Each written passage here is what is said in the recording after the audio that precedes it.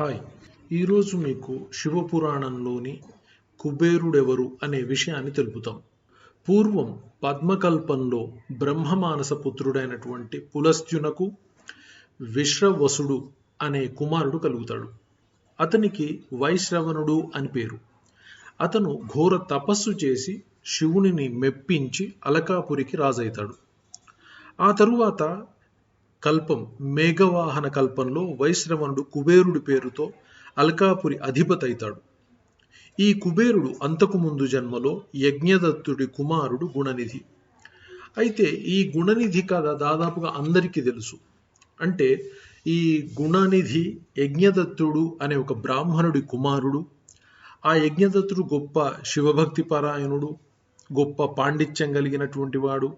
కానీ ఈ గుణదత్తుడు చాలా దుర్వ్యసనాల చేత, చెడు ప్రభావాలకి, చెడు నడవడికి అలవడిక పడి అతను ఏం చేస్తాడంటే తండ్రి చేత బహిష్కరింపబడి ఆ అరణ్యంలో వెళ్తూ ఒక గుడికి వెళ్తాడు.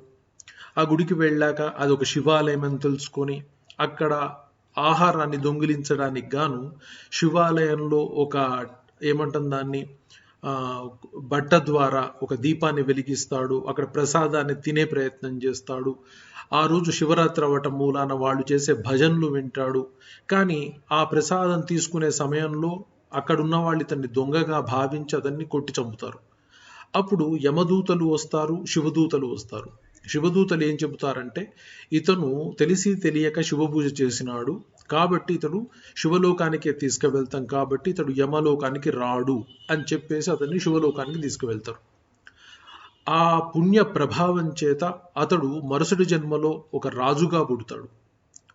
ఆ తరువాతి జన్మలో అతను కుబేరుడుగానే జన్మ తీసుకుంటాడు. ఇది యాక్చువల్గా కథ. సో అంటే శివపూజ మహత్యం ఏ విధంగా ఉందో మనం తెలుసుకోవాల్సి వస్తుంది. సో పూర్వజన్మ సంస్కారంతో శివభక్తి ప్రభావం తెలిసినటువంటి వైశ్రవణుడు శివుని గురించి ఘోర తపస్సు చేస్తాడు. అప్పుడు పరమేశ్వరుడు జగదాంబతో కలిసి దర్శనమిస్తాడు.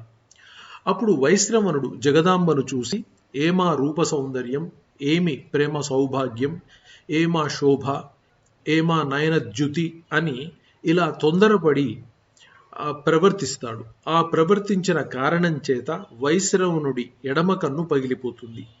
అది చూసినటువంటి పార్వతీదేవి పరమేశ్వరుడితో, స్వామి, ఈ దుష్టుడు నా సౌందర్యమును ప్రశంసిస్తున్నాడు, ఇలా చేయటం వల్ల ఇతని తపస్సు వ్యర్థమైనట్లే కదా అని అంటుంది.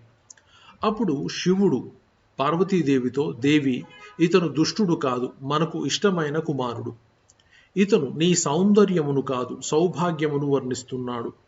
నా అర్ధాంగివైన నీ తపస్సంపదను మనసులో తలచుకుని ఆనందపడుతున్నాడు అని చెప్పాడు. ఆ తరువాత వైశ్రవణుడితో, కుమార, నీ తపస్సుకు సంతోషించాను. నీవు నవనిధులకు అధిపతి అవుతావు. నీవు గుహ్యకులకు, యక్షులకు, కిన్నెరలకు, పుణ్యాత్ములకు ప్రభువుగా ఉంటావు అని చెప్పాడు. నేను నీకు నిత్య సన్నిహితుడను. నేను నీ నగరము అలకా నగరమునకు దగ్గరగా ఉంటాను. అంటే కైలాసము అలకా నగరమునకు సమీపంలో ఉంటుంది. అలాగే పార్వతీదేవిని చూపి, ఈమె నీ తల్లి, ఈమె పాదాలకు నమస్కరించు అని ఆజ్ఞాపిస్తాడు. అప్పుడు వైశ్రవణుడు ఆమె పాదాల మీద పడతాడు. అప్పుడు జగదంబ వైశ్రవణుడితో, నీకు మాయందు భక్తి వర్ధిల్లునుగాక. ఇప్పటి నుండి ఒకే నేత్రం ఎర్రగా కలవాడవవుతావు. నాయందు ఈర్ష్యను పొందినావు కనుక నిన్ను కుబేర అంటే కుబేరుడవు అనే పేరుతో ప్రసిద్ధి పొందుతావని తెలుపుతుంది. అంటే కుబేర అంటే కుత్సితమైన బుద్ధి కలవాడు, నీచ బుద్ధి కలవాడు లేదా హీనమైన బుద్ధి కలవాడని అర్థం. ఈ విధంగా అమ్మవారు వైశ్రవణుడిని కుబేరుడి పేరుతో పిలుస్తుంది. ఈ కథ శివపురాణంలో తెలుపబడింది. Thank you very much. Please like, subscribe, share it.